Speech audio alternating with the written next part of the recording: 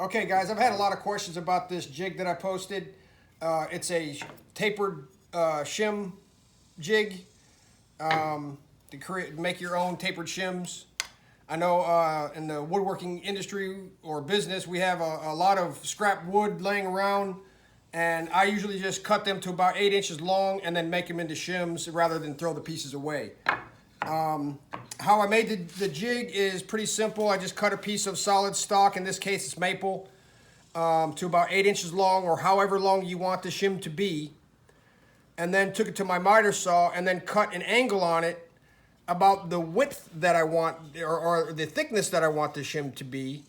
And then I added on a little 1/2 inch, in this case it's a little 1/2 inch piece for the shim to butt up against, or actually the solid stock to butt up against as I'm running it through the saw. After that, I went ahead and just attached a handle, simple handle. This is the most ergonomic design that I've come up with. I've tried a couple of different ones. One where the handle's like this, or you're holding the piece like this. But when you're running it through the saw, when you're running something through the saw, that's not really the ergonomic way that your wrist wants to be. Your wrist wants to be like this.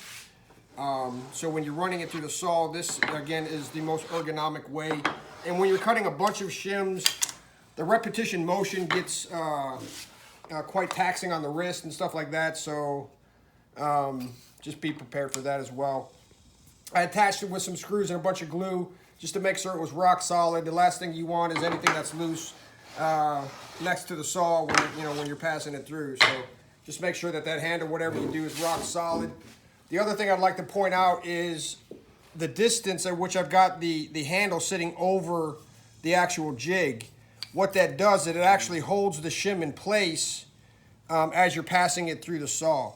And I will demonstrate that here now.